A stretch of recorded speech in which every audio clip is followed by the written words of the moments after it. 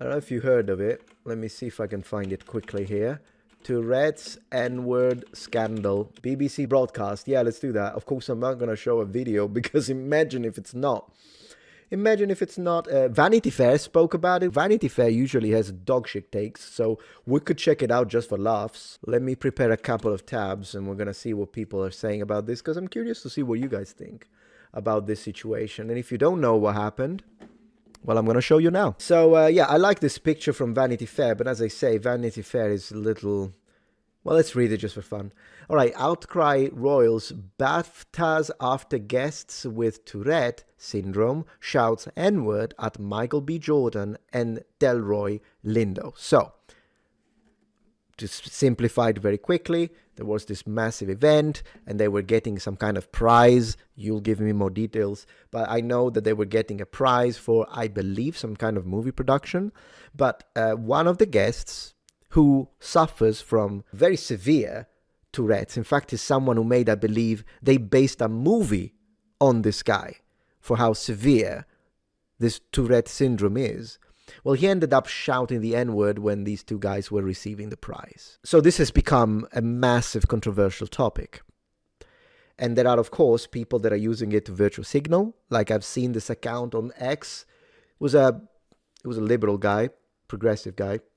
And he was saying, oh, this guy is disgusting, he's a racist, because if I had Tourette's, he says, what I would have shouted would have been, and then he starts saying, like, Black Lives Matter is what I would have said. No ICE is what I would have said.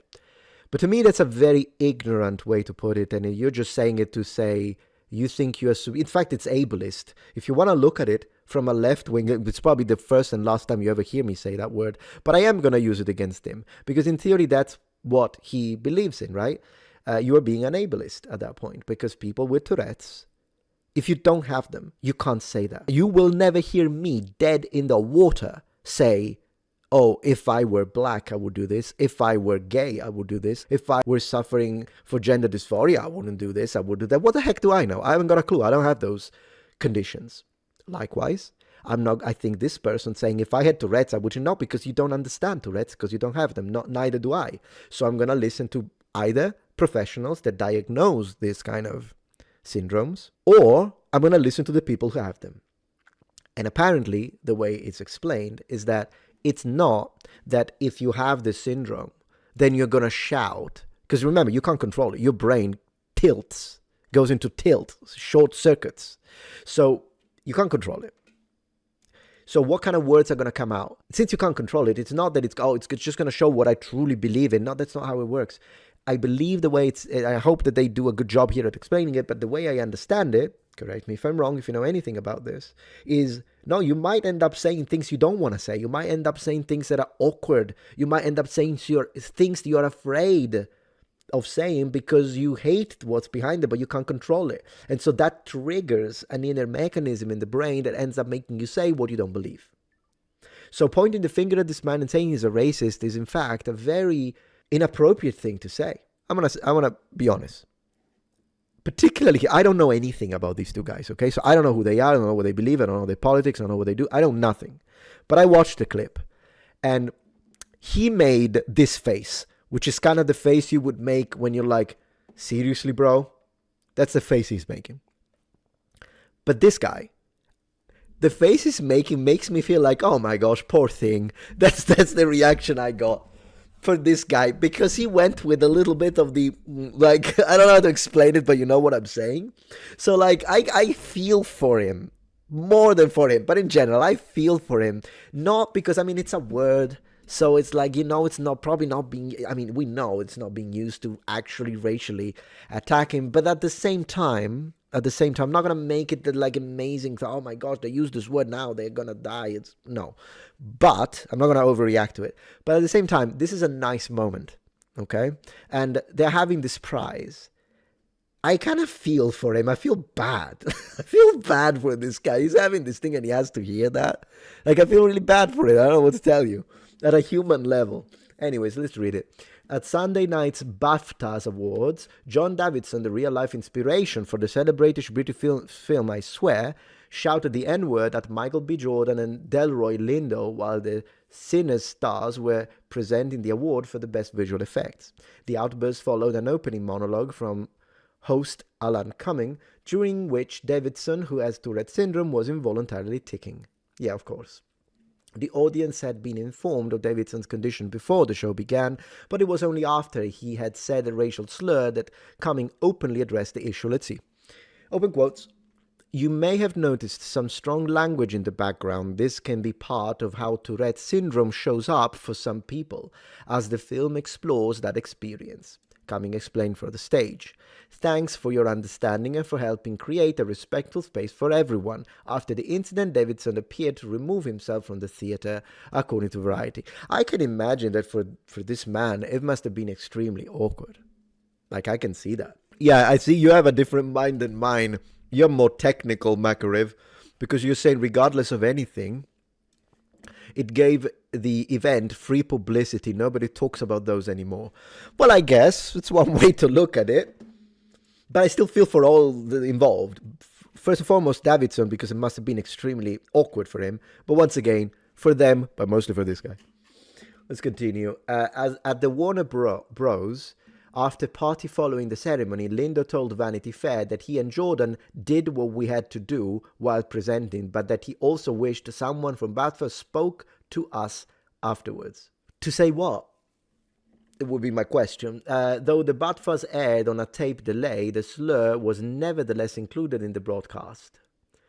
Though the BBC did not air Outstanding British Debut winner Akinola Davis Jr. saying Free Palestine at the end of his speech, according to Deadline. Well, that's very surprising. What the heck is happening? I mean, why would you... I'm actually surprised the BBC didn't edited this out, but didn't edit out the N-word. So then now I'm thinking, you know what, Makarev, I think you're onto something, because there is no explanation for this. If there was a delay, and they used that delay, assuming that this is true, it's Vanity Fair we're reading, but assuming this is true, and they utilized that delay to edit something out from the live broadcast, then why didn't they do it for the N-word? The situation is a little deeper than I thought. Okay, let's see. All edits were made to ensure the program was delivered to time.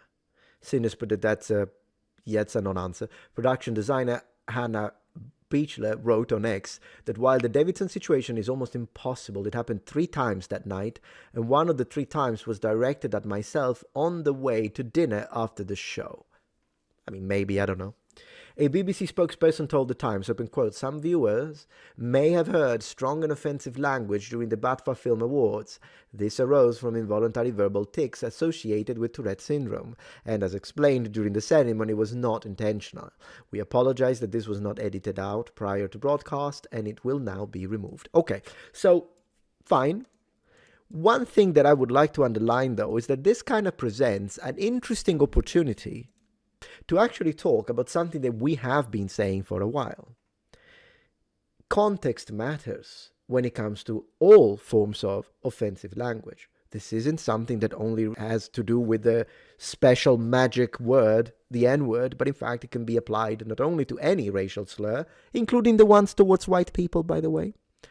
And also, this should apply to all sorts of slurs that are used against, like, gay people, the F-word, and that kind of stuff, and slurs that are used in everyday language. If you call someone son of a better woman, but with the actual...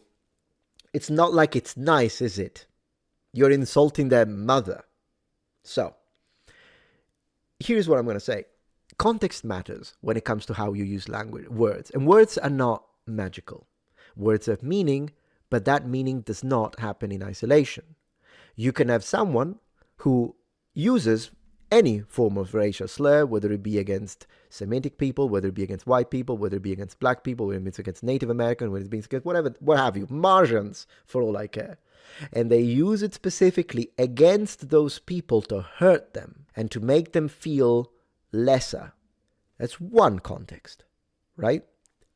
I reject that context. I wouldn't make it illegal in the sense that I wouldn't arrest you for it, but I reject it, I frown upon it.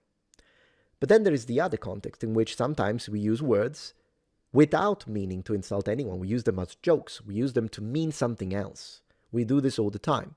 You know who an example of that is? Black people. They use the N-word all the time. And when it comes to like even the F slur used against homosexuals, people use it against their pals. And in those contexts, they're absolutely not using it because they want to beat down a person because of whoever the F they're attracted to and that kind of stuff. And to me, that matters. And we shouldn't, I don't believe we should live in or create a society that in its worst possible iteration would end up with ridiculous hate speech laws. Because at the end of the day, what are we going to do? Either, did you ever watch the movie The Demolition Man with Sylvester Stallone and Wesley Snipes? It's kind of an oldie. Actually watched it recently, where they have this society where they can't say any bad word at all, or you get fined by the government every time you speak. Or you end up with a society that punishes only one side. So you can be as racist as you want against white people, but you can't be racist against non-white. You can call white people breeders, which they do, and that's fine. But the moment you use that a slur that it's in some contexts utilized against, for instance, homosexual people, but even if you use it in a different context and I find a message, what's going to happen is that even if you used it against someone who cracked your skull, you are the one going to prison and not the person who cracked your skull. I'm not making this up. It happened in England. I covered it. A woman was assaulted by a guy. This guy cracked her skull, beat her to a pulp. She didn't even call him the F word. She referred to him as the F word during a message that she sent to a mutual friend or someone she thought was a friend. This was covered by Piers Morgan, by the way. Piers Morgan, who has gone a little cuckoo these days, but at least this one, he covered it right. And she said, that F slur cracked my head. He smashed my head, sent me to the hospital. The British police arrested her, not the person who cracked his skull. That's what you get. So this is a great opportunity to discuss the concept of words cannot be treated as magical implements. Because if you do, you end up a society like the UK. You don't even have to imagine it. This happened in the UK. There is precedent. It will continue to happen. Much worse at this point than any society that still frowns upon people to use this kind of word and language, but doesn't like freaking incarcerate them. Like, yeah, I'd take freedom anytime. Because what is happening now in the UK is, I don't even know what word to use. I don't think awful is enough. So this is a great opportunity. Despite it all, Lindo was in good spirits after the party. Good. Oh yeah, Lindo's this guy, right? I'm glad Lindo's my favorite. I'm glad Lindo was in good spirits. Let's go. We spotted him chatting with his co-star Wunmi Mosaku, who won the BAFTA for the Best Supporting Actress. Their Sinners castmate Jordan attended at an after-party thrown by British GQ and Vogue. Oh, I guess I can't say what I just thought. I'm not going to say it. Albeit briefly, and he was listed as one of the event's hosts. Following the ceremony, BAFTA hosted a dinner for the nominees and guests, where everyone was speaking about the incident. On one hand, Davidson's disability is the inspiration for I Swear. The film's star, Robert Aramayo, won the BAFTA Rising Star Award on Sunday, as well as the lead actor prize over front-runners Timothée Chalamet and Leonardo DiCaprio, finally a name I can pronounce. But even if BAFTA guests could understand why he shouted the slur, they were still disturbed by his outburst. So they didn't understand why he shouted the slur. I'm sorry, go rewatch the movie then.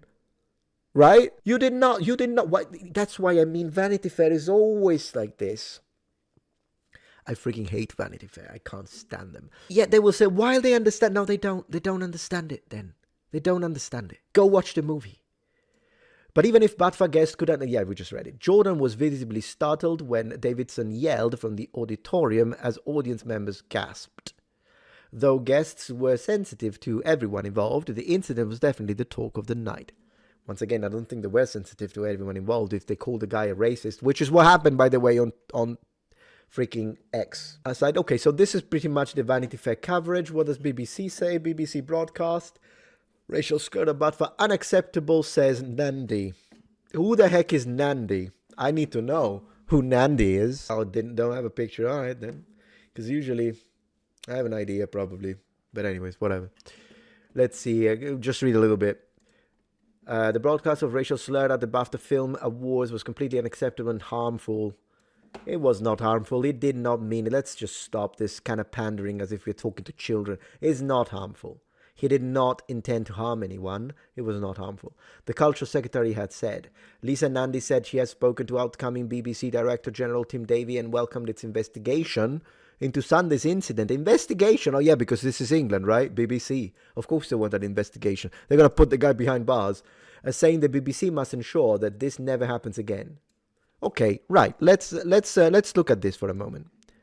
Question: How? How are you going to ensure? See if chat has ideas. How is the BBC going to ensure that this never happens again?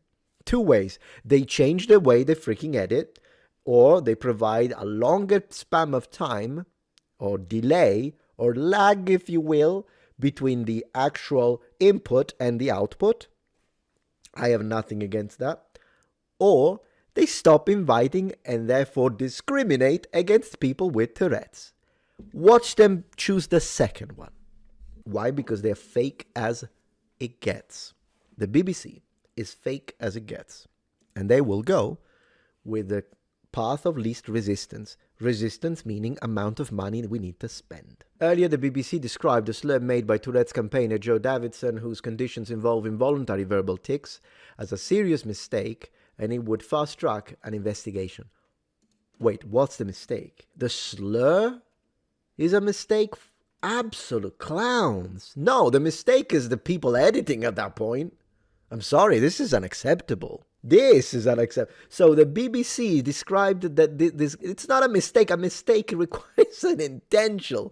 It's not a mistake. An investigation of what? Nandy added that she shared the serious concern raised by so many people after the slur was shouted while black actors Michael B. Jordan and Delroy Lindo were on stage. Yeah, a BBC spokesman said the Director General has instructed the Executive Complaints Unit to complete a fast-tracked investigation and provide a full response to complaints.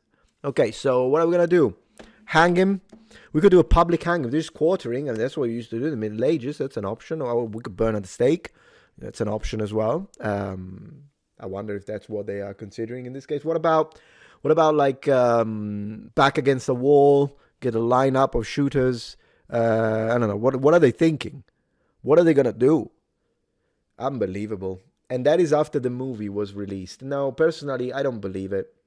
You see, the reason why I'm kind of siding with the Tourette guy, while also sharing a little bit of empathy for the two actors on stage. But I do side with the guy with the Tourette's. You know why? Because I am sick to my stomach of having been accused of being a racist for the better part of the last 12 years that I've been on this platform, simply because I was saying stuff such as Cleopatra was Greek. So I sympathize with people who have been accused of being racist when they are probably not. Now, can I know 100% that this guy with Tourette's isn't an actual, like, I don't know, closeted racist that spends, like, if you raid his house right now, you will find, like, all sorts of, like, paintings and pictures on his walls where he's, like, writing, we are the superior race and they are our slaves. No, I can't prove it. So if you show me that, then I'll side with you and I'll say, Tourette's or not, this guy is a racist. But otherwise, we need to stop accusing people of racism without any proof. And in this case, in fact, all evidence appears to suggest, if we are to listen to the professionals about it, that this was involuntary and it does not represent the way this guy thinks. So, my dear people who make these posts on X, dear progressives that are offended on X, stop being ableists. I'm going to use the words you love so much. Stop being ableists. And that's what I'm going to leave it, so we can move to the next topic. But that was something I kind of wanted to share, because I think, as usual, it is clown world out there. It's clown world, my friends.